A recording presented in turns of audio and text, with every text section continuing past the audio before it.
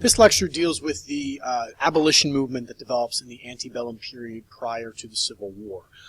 So as we've been talking about with the Second Great Awakening, a highly religious movement where people try to bring morality back to America, that Second Great Awakening and the morality and religious issues are going to be used both to support slavery and also to go against it. What this shows you, by 1820, the slave population was relatively, as we know, in the South, and mostly on the coast, but it is actually on the decline in the early 1800s because of, tobacco becoming less profitable, and it's really not till the cotton gin is created by Eli Whitney that we see slavery really explode. By this next map, by 1860, we see a massive explosion of slavery, which exacerbates the issue between North and South. The North calls the South immoral for holding people in slavery. The South kind of calls the North hypocrites because their manufactured goods are using natural resources that the slaves are picking and producing. So there's a lot of kind of burrs and arrows thrown at each side here, and this will obviously eventually lead to the Civil War as we get there.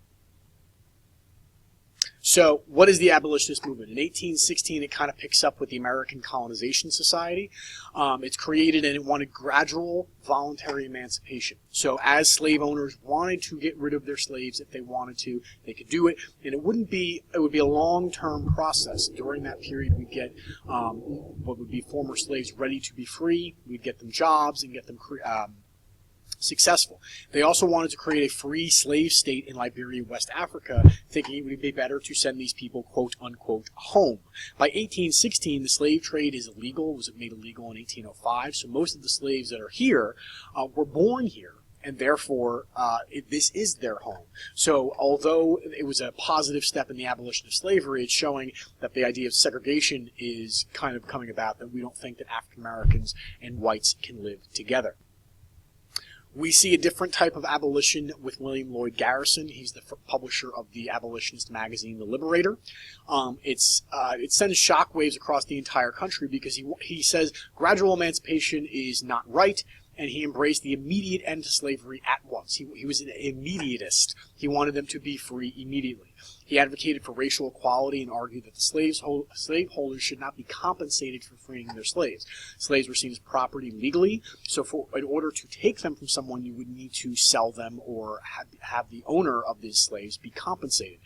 Garrison says that legitimizes slavery, and we should get rid of that idea. We should just completely free them. That is eventually what is going to happen in 1865, but most people would argue that that was somewhat of a mistake because the slaves that are eventually freed after the Civil War aren't necessarily set up for success. Other abolitionists include Frederick Douglass, an escaped slave from Maryland, and he joins the abolitionist movement. He basically makes the argument that slavery is not an economic question about dollars and cents. It is a moral issue between right and wrong. If we're going to really be the best country on earth, the city upon a hill, how can we enslave 4 million people in servitude? He says that slavery should be denounced because it is contrary to Christian teaching. As a Protestant nation, there are passages in the Bible that talk about that slavery is wrong.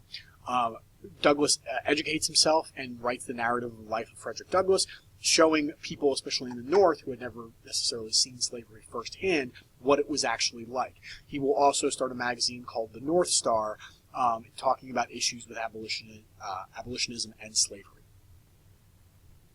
So we have people like David Walker, who in 1829 was appealing to the colored citizens of the world, and he said that African Americans and the colored race should fight for freedom rather than wait to be set free by whites. So we see kind of a divide because neither Garrison nor the American Colonization Society nor Frederick Douglass were arguing for violence, but David Walker is. So you kind of see a similarity between the more modern civil rights movement of the 1950s and 60s with Martin Luther King and Malcolm X.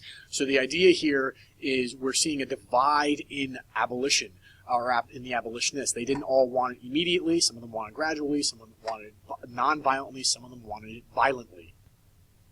Another kind of wrinkle in the abolitionist movement are women, because even many African American enslaved men were not thinking that if slavery was ended, women should be considered equal. In 1848, there's the Seneca Falls Convention, where women are trying to kind of rewrite the Declaration of Independence, including women, and they're pushing for the modern modern women's rights movement. So civil rights is not only African Americans, it's also women. And Sojourner Truth, gives her famous speech of "Ain't I a Woman," talking about being a human being.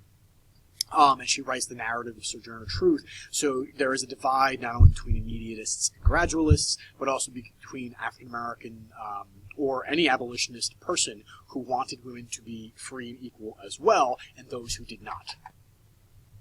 So we see a lot of divide and splinter of the abolitionist movement. Abolitionism forced the churches to face the question of slavery head-on, because a lot of Southerners would use passages of the Bible that talked about treating your slave appropriately as vindication for having slaves. In the 1840s, part of the Second Great Awakening, the Methodists and Baptist churches split into Northern and Southern organizations over the issue of slavery. So slavery is not just a political issue, it's a cultural and social issue. And even those churches divided not necessarily by pro-slave or anti-slave, but by gradualists, people who thought a slow process of emancipation should be taken, or immediatists who wanted an immediate amendment to the Constitution. More conservative reformers wanted to work within the established political institutions, using churches and political action to end slavery. And that is kind of eventually what's going to happen, but we also get the immediate end to slavery with the 13th Amendment. So we start to see the abolitionist movement coming into the political realm, into national politics, and we see a clear divide north and south, which is exactly what Washington was arguing against with sectionalism. Eventually, Congress passes the gag rule, which said nothing concerning slavery could be discussed because it was so divisive. Anti-slavery positions were not read on the congressional floor, even if they had enough signers. The rule was renewed in each Congress between 1837 and 1839.